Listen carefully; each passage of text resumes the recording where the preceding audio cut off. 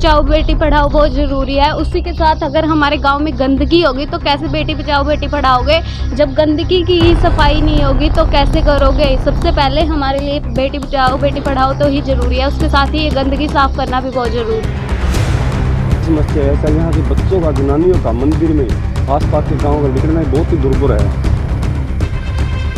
बहुत गंदी बदबू आती है सर इसकी, मतलब कि जब हम रात को सोते हैं या बैठते हैं इतनी गंदी स्मेल आती है कि हम यहाँ पर बैठ ही नहीं पाते, यहाँ से उठकर जाना पड़ता है। बच्चों का, जनानियों का मंदिर में आसपास के गाँव का निकलना बहुत ही दुर्भर है। पानी की निकासी के कारण हमारे गांव के लोग बहुत परेशान हैं। बीमारी फैली हुई है, रिश्तेदार आने जाने से मना करके कोई भी समाधान नहीं हो रहा। गांव में इतनी बीमारी फैलने हो रही है, मकानों में दरारें आ रही हैं, बहुत बुरा हाल है जी। बच्चे भी स्कूल में जाने का तंग है, पानी में को निकल कर जाऊँगा। और तो क्या नाम है?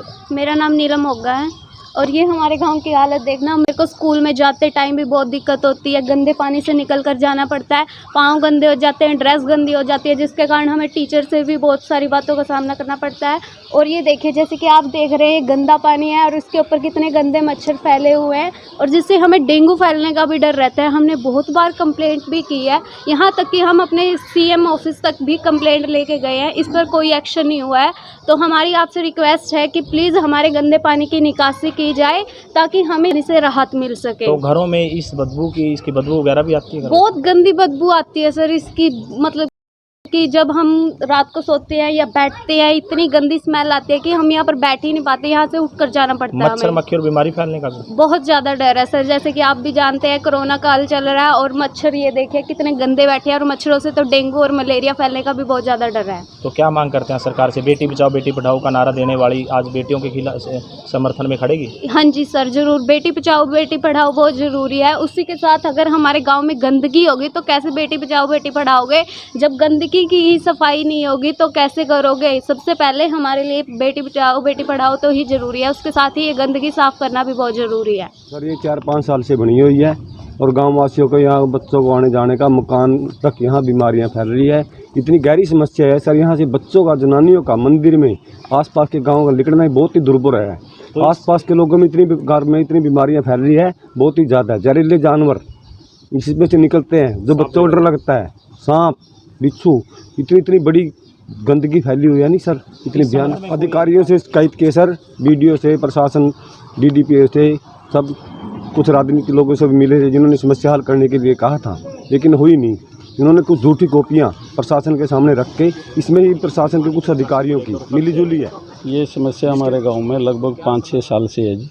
पानी की निकासी के कारण हमारे गांव के लोग बहुत परेशान हैं।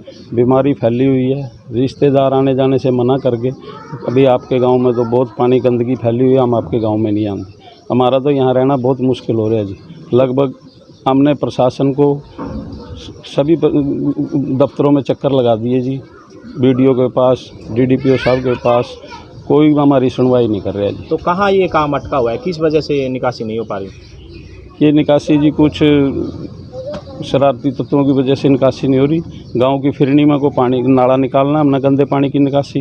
गांव के सरपंच ने पीछे वहाँ लगभग शमशानों के पास एक जोड़ी बनी हुई है गंदे नाले की, वहाँ पानी गिरना चाहते हैं, कुछ लोग इसको रोक रहे हैं। जोड़ी में लगभग 70 लाख रुपया सरपंच का खर्च आया था, तो इन्होंने वहाँ नाला नहीं लगने दिया। ये पानी की समस्या हमारे गाँव में, गंदे पानी की कम से कम 5-6 साल से समस्या है ये, और हम सारे प्रशासन पर जा चुके हैं, BDPO, DDPO, DC साहब, MLA पे। हमारा गांव का कोई भी समाधान नहीं हो रहा। गांव में इतनी बीमारी फैलने हो रही है, मकानों में दरारें आ रही हैं, बहुत बुरा हाल है जी।